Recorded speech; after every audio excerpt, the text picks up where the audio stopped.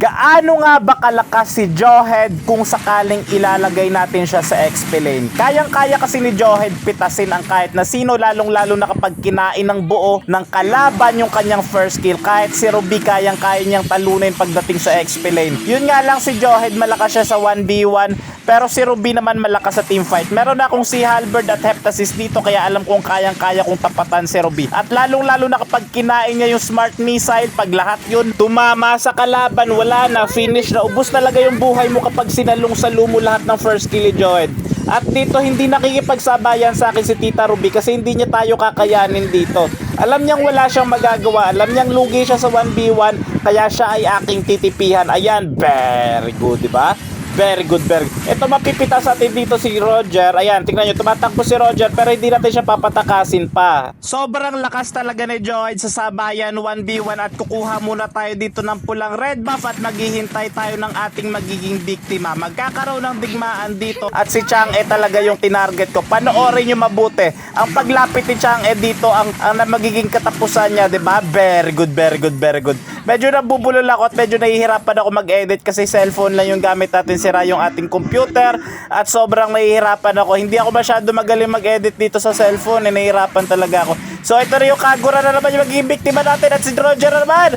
Roger, ayan si Roger, makikipagsabayan siya sa atin. Akala niya kakayanin niya tayo pero hindi niya tayo makakaya dyan, di ba?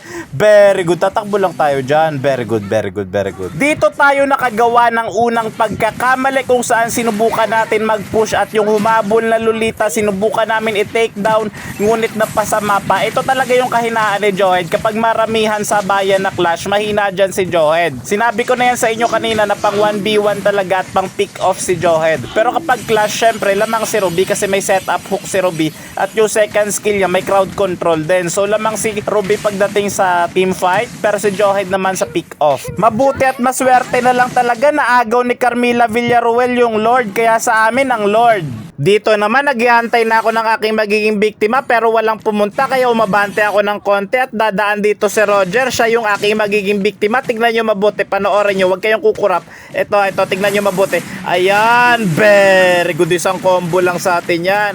At syempre naghahanap pa tayo ng gulo, maghahanap tayo ng gulo, susugod tayo ng susugod pero dapat disiplina pa rin.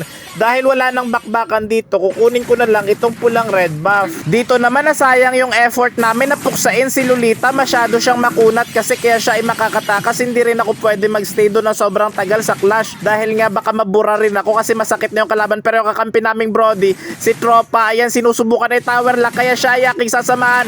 Dahil gusto ko na rin tapusin ang laban ngunit hindi yata kakayanin. Mabilis ang fast forward na to para makauwi at matapos na tayo dito. Tignan nyo, magkakaroon ng Lord kasi dito, magkakaroon ng labanan, nandun yung Brody namin sa taas, nagsisplit push. Ito yung kahinaan kasi talaga ni Jawhead eh. Kapag sabayan limahan or maramihang sabayan, wala talaga masyado magiging ambag si Jawhead, maliban na lang talaga kung makapag-pick off siya.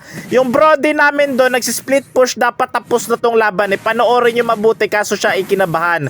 Tingnan nyo, ang daming minions, isa lang yun nandun, yung Ruby, hindi niya pa tinuloy, dapat tapos na yun, ang daming minions eh. Nag-chat ako dito, di pa niya tinapos, 'di ba? Pero hindi natin siya sinisisi kasi dapat walang sisihan. Ang tunay na Mobile Legends, ang diwa nito ay walang sisihan kundi magmahalan dapat. At sinubukan naming dumepensa dito pero sobrang hirap na talaga. Ito yung kahinaan kasi talaga ni Jawhead. Kapag late game talaga wala na siyang masyado magiging ambag. Maliban na lang talaga kung pipitasin niyo yung nagsosolo. Ganun na lang talaga yung magiging pakinabang ni Jawhead sa late game. Early to mid sobrang lakas si Jawhead pero yun nga, pagsapit ng late game mahina na si Jawhead, yun lang. At natalo kami sa laban na ito.